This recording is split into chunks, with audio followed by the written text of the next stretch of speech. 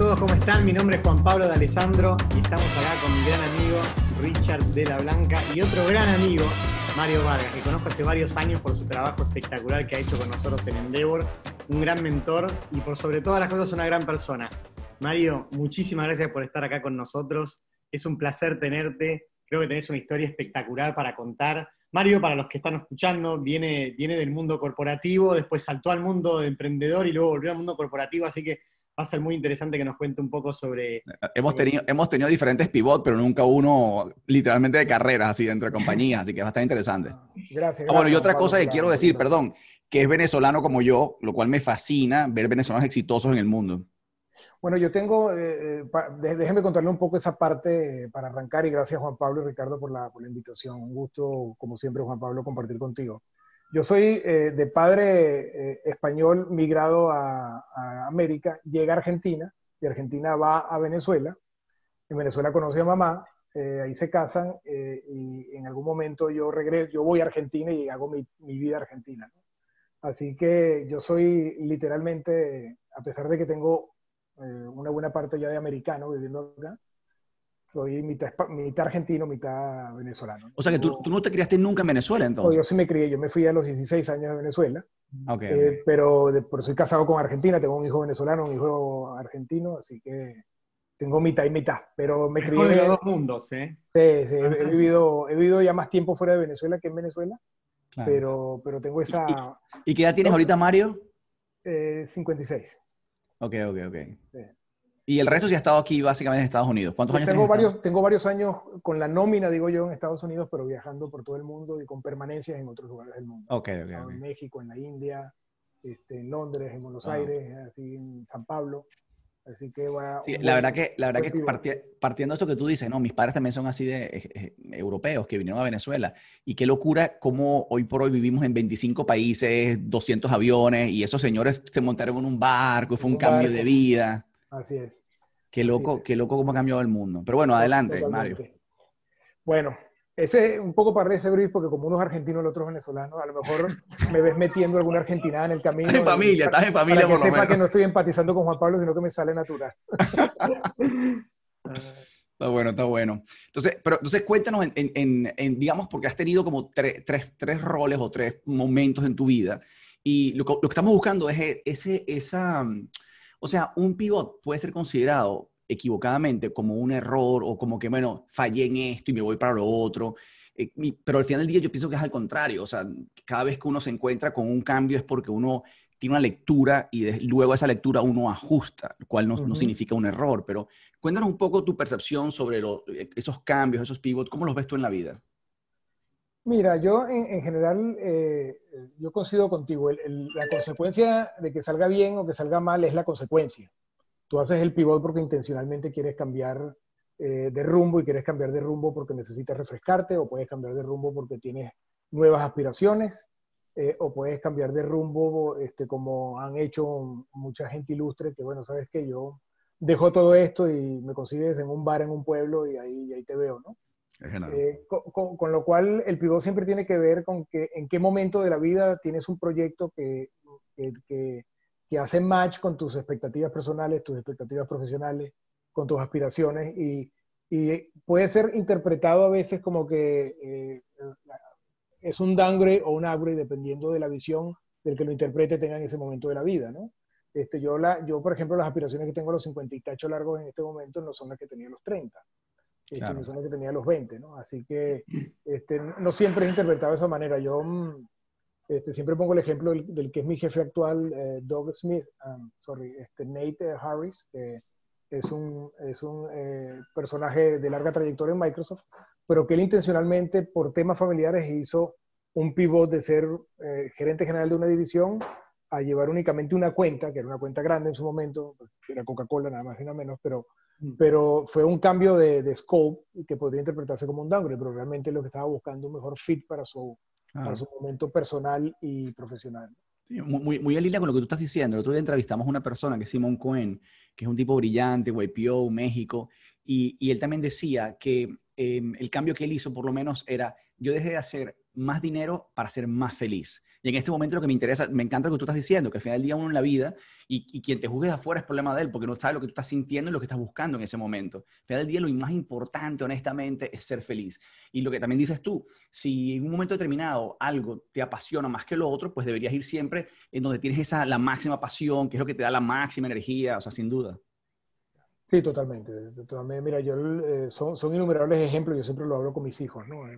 Yo a lo largo de las cosas que he hecho en la vida me tocó meterme a músico o intentar ser músico.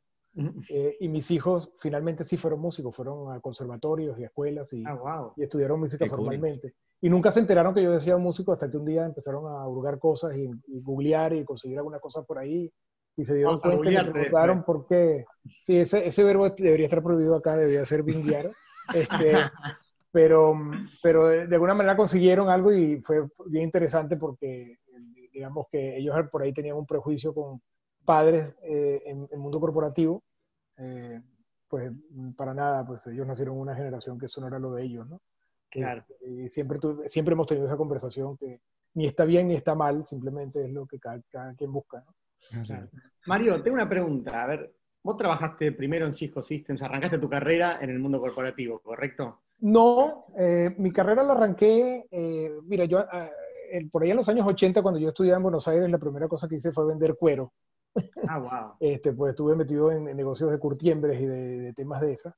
Y después llevando productos terminados a Venezuela. En un momento determinado estudiando en Argentina, que estudié en ORT, analista de sistemas, y ORT es una escuela técnica Muy importante. de Muy Argentina, prestigioso. muy técnica. En los 80 era como un lugar que tenía unos laboratorios de computación que no existían en el resto de la Argentina, entonces era muy fácil hacer código y demás, y ahí la primera semicorporativa experiencia, puedo decir, fue en el Sanatorio Güemes de Buenos Aires. Fui programador en cachivaches de mainframe, ¿no? Ya en la prehistoria. No puedes decir que es corporativo, ¿no? Pero fue una empresa como tal. Y terminando esa experiencia, me incorporé a empresas pequeñas, empresas de información. Esa experiencia la terminé, regresé a Venezuela, empezando los 90, y ahí era los años donde empezaba a tener el boom las redes locales. Ni siquiera todavía Internet había aparecido, como la conocemos. Internet era una red académica, pero fue pivot de una empresa mediana a una empresa que empezaba a comercializar los primeros productos de Internet que llegaban de Silicon Valley, ¿no? Así que empresa pequeña que la llevamos de cero a la época, cosa como 15, 20 millones de dólares, era mucha plata.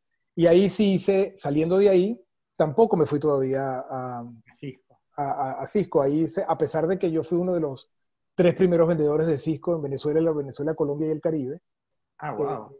como partner, pero éramos la marca, representábamos a la marca. En ese momento, cuando salgo de ahí, me asocio con una de las empresas del grupo. Ese grupo era una red de integradores medianos que atendían cada uno un área. Uno era empresas de software, otras eran de workflows, cada uno tenía como un área específica. Me asocio con una de las empresas del grupo para atender todo lo que era la apertura de la faja petrolífera del Orinoco, que en ese momento recibió, esa es la Venezuela pre-Chávez, recibe inversiones gigantescas para explotar en modo joint venture toda la faja de crudo extrapresado. Y ahí nos focalizamos en esas empresas y tuvimos un momento muy interesante. Y ahí sí tengo una invitación de un colega. En ese momento las telecomunicaciones empezaban a abrirse en América Latina, eran la época de las privatizaciones. En el caso de Menem fue la época del turco Menem, en el caso de Argentina, donde Telecom y Telefónica de alguna manera empiezan a partirse el país desde el punto de vista de telefonía, pero en ese momento había un player alternativo llamado INSAT, empresa de origen argentino, que era un operador de satélites, que para el momento era una alternativa muy importante porque la infraestructura no estaba lista. Entonces ahí hago un pivot del mundo donde yo era partner, era socio de las cosas buenas y malas, construimos algo desde el principio, a entrar ya en un rigor un poco más corporativo. Que no es una transnacional del tamaño de un Cisco o de un Microsoft, pero era una empresa con cierto tamaño. Las telecomunicaciones tenían mucho peso en ese momento en América Latina, había mucho crecimiento. pues Ricardo, si tú eres de Caracas, INSAT montó en La Urbina su antena satelital, montamos la de HBO, que está en el edificio de La Urbina, los ayudamos a montar, o sea que eso fue una época Claro. de un crecimiento grande en telecomunicaciones. Sí, Mario, te iba a preguntar una cosa. Tú sabes que una de las cosas que hace grande a un empresario o un líder es el emperrarse en sus ideas hasta lograrlas. Es una cosa como que uno, o sea, es mentira que cuando estás haciendo cosas innovativas o nuevas, tú estás en temas de tecnología, estás todo el tiempo innovando. Hay veces que tu concepto o está muy adelantado o no lo terminan de entender, que es el típico problema. Parece, es triste porque es que estás más adelante, pero el timing tuyo tiene que como que ajustarse, ¿no? Pero por otro lado está la otra batalla que es, ¿será que esto no va a pegar y punto? O sea, porque entonces yo lo que pregunto es, ¿tú has determinado, creado algún tipo de parámetro o ya tienes algún tipo de truco o de notas que decir, mira, cuando pasa A, B y C, brother, hay que ya pivotear o cerrar o chao? O porque, como te digo, es esa duda de decir, no, hay que seguir hasta el final o no, mira, hermano, ya es hora de soltar. Mira, si tuviese la respuesta para eso, Ricardo, muy probablemente estuviéramos hablando yo desde otro sitio geográfico. Okay. No, la respuesta es no tengo ese récipe, me encantaría tenerlo, lo vendiera as a service, como diría alguien. Pero mira, hay muchos indicadores, hay, bueno, ejemplos de productos adelantados, hay miles, ¿no? Se me viene a la mente uno, yo tenía un jefe en Cisco llamado Paul Monfort, que hasta hace poco ha sido el CEO de Riverbed, que era el presidente de la división de mercados emergentes y era miembro de la junta directiva de PAL. Y estando con él en su oficina en Londres, le llegó un póster con las caricaturas de los últimos miembros de la junta directiva de PAL, y él era uno de ellos, ¿no? Era como un regalo porque ya había sido adquirida por Hewlett Packard en su momento. Y Palm es un ejemplo de eso, es un handheld adelantado para su tiempo, porque digamos que el resto de la invención tecnológica alrededor de eso no acompañaba, ¿no? Cosa que después, poquito tiempo después, Apple capitaliza sacando el iPhone, ¿no? Y sin embargo, la gente de Palm empujó la idea hasta donde dio, pues obviamente dio, porque crearon una empresa multinacional de billones de dólares, pero la empresa no fue dueña de su destino, en un momento no le quedó más que fusionarse, ¿no? Yo lo que creo es que si yo tengo que hablar de algunas señales que tienes que saber de perseguir o no, es primero cuál es el apetito al riesgo que tienes tú como empresario, ¿no? Para mí como empresario lo más estresante que tiene cualquier empresario es que la nómina se pague. Si tú no tienes el flujo de caja a tiempo para que la nómina se pague, yo por lo menos no puedo dormir. Hay gente, y de hecho me costó un pico de presión que me ha hecho hipertenso el resto de mi vida y medicado, pero hay gente que no tiene ningún problema. Yo he conocido empresarios que están un jueves negociando que le entren $200 millones porque el viernes hay que pagar la nómina y no tienen, y de ahí salen a un restaurante a almorzar pancho, ¿no? Claro. Hay que tener cierta sangre para eso. Sí. La otra cosa es qué tan apasionado eres sobre el tema, porque razones para que no las hagas siempre hay. La pregunta es qué tan apasionado eres para ello. Yo creo que la pasión, lo que sí creo que es un récipe de éxito, es que la pasión en los startups que perseveran hasta vencer es porque tienen una trilogía de partners sólidos. O sea, tienen una persona con visión de negocio, una persona con el capability técnico por lo general, y una persona de procesos, de disciplina financiera, que si esa trilogía tiene la misma visión, el mismo apetito y el mismo deseo de empujar los proyectos y los conceptos hasta donde den, ahí sí te digo que es como una condición necesaria, no suficiente, pero sí necesaria. Porque yo te puedo dar ejemplos de startups que he estado yo, que fundamos, donde tuvieron un éxito corto y después decidimos, precisamente porque no logramos consolidar esa trilogía, dar un paso al costado, donde en el mundo de startup, y siempre lo hablamos con Juan Pablo cuando hacemos mentoreo, ahí como las empresas tienen, cuando tú vienes con una hipótesis al mercado de una oferta nueva para resolver un determinado problema, las empresas en general hacen tres cosas: o sea, quieren vender más, quieren ahorrar más y quieren innovar. Digamos que en general eso es lo que hace cualquier corporación. Pero las corporaciones tienen dolores que son nice to resolve y dolores que son have to resolve. Y en los que son have to resolve tienes que determinar si tienen fondos para querer pagarlos, ¿no? Entonces, hay N cantidad de hipótesis de startups donde llegas al punto de preguntarle al señor cliente, si yo le vendo este producto a este precio, ¿usted me lo compra? Y te dicen, sí, dale para adelante. Sacas el producto y cuando llegas con el contrato firman la X, no, espérate, no tengo que firmar el cheque, eso es por otro precio, ¿no? Claro. Entonces nunca hay, por más que pruebes hipótesis, una garantía de que va a funcionar, pero definitivamente lo que sí tiene que hacer ECO es que además de esa trilogía, es que tienes que tener una hipótesis donde un buen número de prospectos te hayan validado que es un dolor del cual necesitan resolver y además están dispuestos a fondearlo, porque tú podrías decir, necesito resolverlo, pero no lo voy a fondear, ya veré qué hago.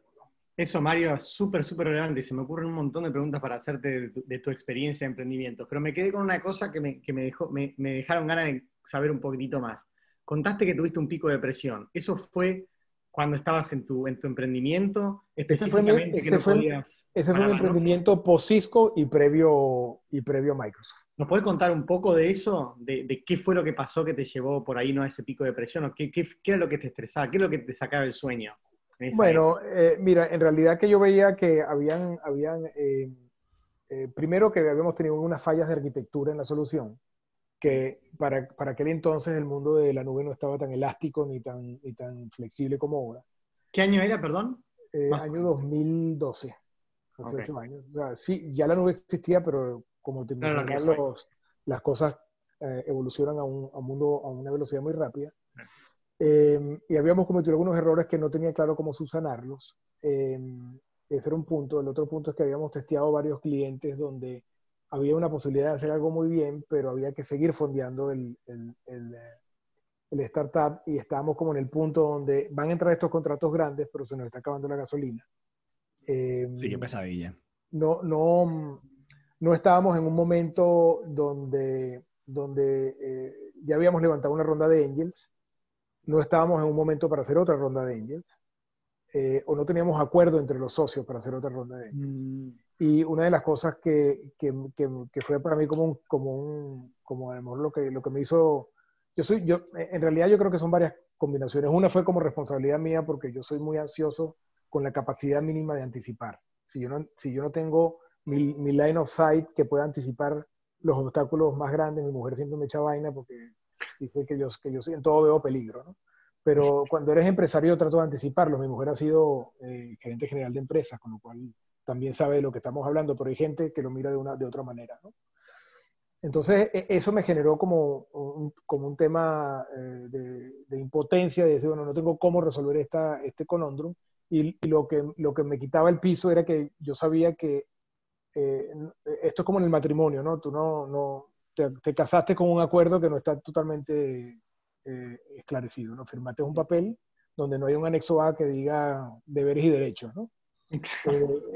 Y nos fuimos, más o menos algo así había pasado con los socios fundadores, donde teníamos diferentes apetitos de riesgo, diferentes expectativas de cuándo salir, diferentes expectativas de la resiliencia que había que tener, del aporte que había que entregarle, y ese grupo de cosas juntas pues me generó un pico ahí complicado. Claro. Eran varias cosas. Mira, es muy interesante, Mario, porque hay mucha gente que nos escucha a nosotros, que son emprendedores, ¿no? Gente que quiere entender y que tienen sus co-founders, 2, 3 o lo que sea. Ahora, estas situaciones complejas entre socios, es como un tema medio tabú, porque las empresas no quieren que esto salga a la luz porque tienen inversionistas, porque tienen stakeholders que no pueden enterarse que existen estos problemas porque empiezan a generar otros ruidos y otros problemas a raíz de eso. Totalmente. ¿Qué es lo que, cuando pasaste por esta situación con tus co-founders, qué es lo que, o sea, porque mencionaste que en algún momento algunos querían levantar capital o no? ¿Cómo se manejan esas situaciones? ¿Cómo no tienen un advisory board, mentores o alguien que los ayude a vivir esta situación? Sí, nosotros en algún momento formamos un advisory board con lo que te imaginas, los sospechosos usuales que uno conoce, amigotes que han hecho buenos startups y demás. Pero ahí es donde entran las visiones de cada uno. Una de las grandes conclusiones que he sacado, no solamente de los startups que he estado yo, sino de los que invierto ahora hoy día, y estoy como inversor, de los que mentoreo con Endeavor, de los que tienen amigos, es que lo único que le tiene que preocupar a un startup, en mi opinión, es adquirir clientes. Tú tienes que traer clientes como sea.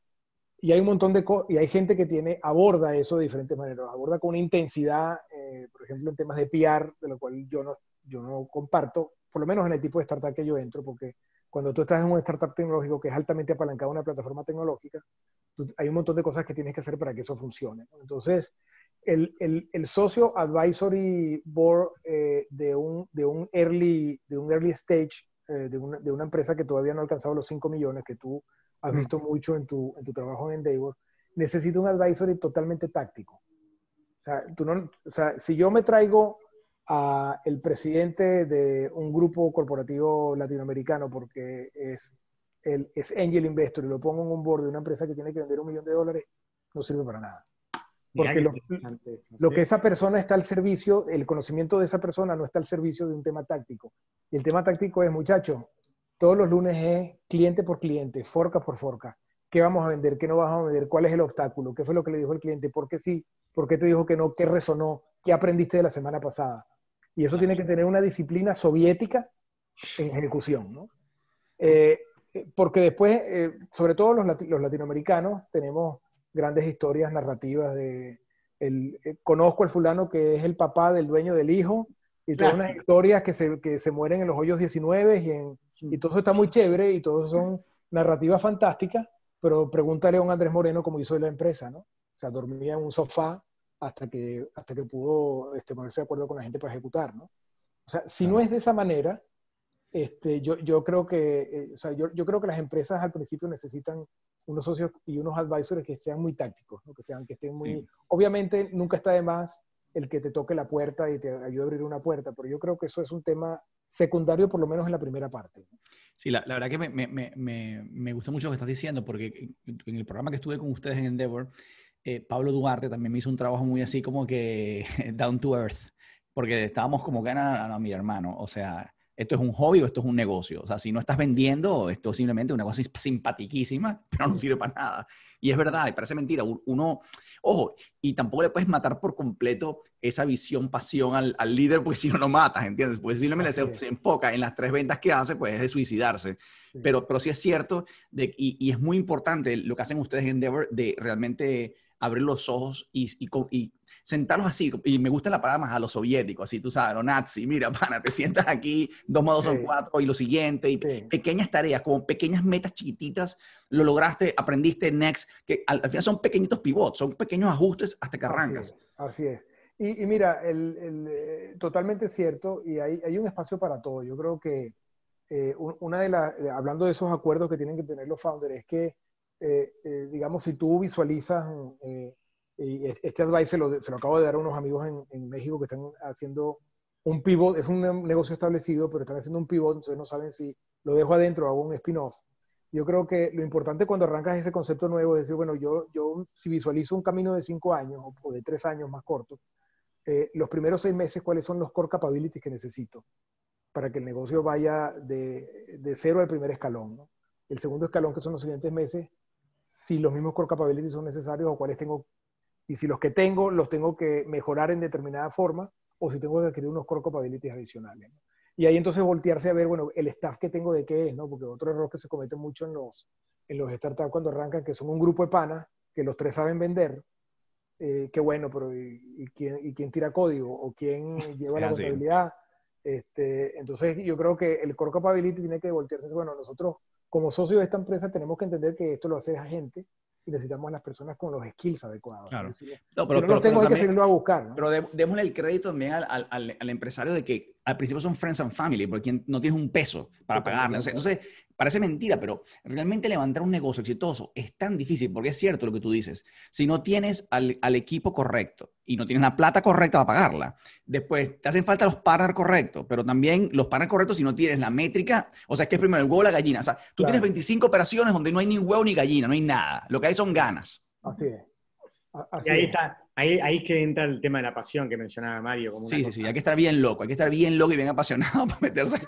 Bien loco primero, ¿no? Sí, y yo, por ejemplo, una cosa que creo que Endeavor, no te lo había comentado, pero creo que Endeavor tiene que hacer, cuando termine la pandemia, tiene que publicar un libro de crónicas de la pandemia en los emprendedores, porque esta vaina debe estar llena de anécdotas, de aprendizajes. Sí. Y hacer un buen libro de eso, out of the box, que diga, coño, porque nos tocó vivir una pandemia, o sea, no es un tema menor, esta vaina no pasa todos los años en la humanidad. Mario, tú me imagino que obviamente conoces YPO, ¿verdad? Sí, claro. Casualmente me acaban de contratar justo para hacer eso, para hacer un podcast donde vamos a hablar con todos los cabezas de YPO de Latinoamérica, compartiendo justamente esos aprendizajes, esos momentos duros de la pandemia. O sea, lo que dijiste es literal y ya está pasando por lo menos en YPO. Hay que hacerlo también en Endeavor. No, sí, además en Endeavor en particular, se imaginarán, los emprendedores son los que más, bueno, las grandes empresas obviamente tuvieron incertidumbre, tuvieron problemas, pero por ahí había empresas, como estábamos hablando recién, que estaban vendiendo 1, 2, 3 cuentas y de repente quedaron nada, Totalmente, mirando al totalmente. piso. U otras que al contrario, también hay que recabar las experiencias de los tipos que estaban en el mundo EdTech o estaban en el mundo de food delivery o lo que sea, y que de repente el negocio se les multiplicó por 10, que también es un problema, porque vos venís a manejar una operación de 20, 30, 40 personas y de repente tenés que triplicar 200, tu producción. claro, sí. Claro, 200. ¿Cómo hace? La cultura se rompe y todo No, bueno, claro. en 3 meses. Sí. Totalmente. La gestión de cambio en eso, fíjate, mi esposa es consultora en gestión de cambio y lo que ha hecho este año, obviamente le ha bajado la intensidad al barrio de los negocios, pero lo que ha hecho este año es trabajar temas de gestión de cambio en cómo gestionar equipos remotos en la pandemia, pero no la parte de cómo seteó el Zoom o el Team o el Webex, cuál es el hábito que tienes que crear para cambiar la forma en que operamos. Yo me bromeaba con los mexicanos, yo tengo parte de mi corazón, tiene un mexicanito también, porque he estado muchos años viviendo en México, yendo mucho a México, y me siento súper en casa en México. Y siempre bromeo con ellos ahora, porque me ponen unas llamadas a las 9 de la noche, y digo, mira, mana, cuando yo vivía en México, el problema de que teníamos llamadas a las 9 de la noche era porque había tráfico en el periférico. Entonces ustedes tenían que quedarse en la oficina porque tenían que esperarse que pase el tráfico, pero ahora no hay tráfico, está cada quien en su casa. Entonces, ¿por qué seguimos teniendo las reuniones a las 9 de la noche? Mario, tengo una pregunta, recién hablábamos de última pregunta para cerrar esta charla tan buena que tuvimos. Hablábamos del tema de los equipos. ¿Qué es además de eso, qué es lo que necesitan las empresas para innovar? ¿O qué es lo que les falta a las empresas que no innovan, cuál es el récipe, si se puede decir, o qué es lo que necesita para innovar? Buena pregunta. Yo creo que hay alguien, me estás preguntando por una empresa grande o por una startup. Lo que sea, en verdad.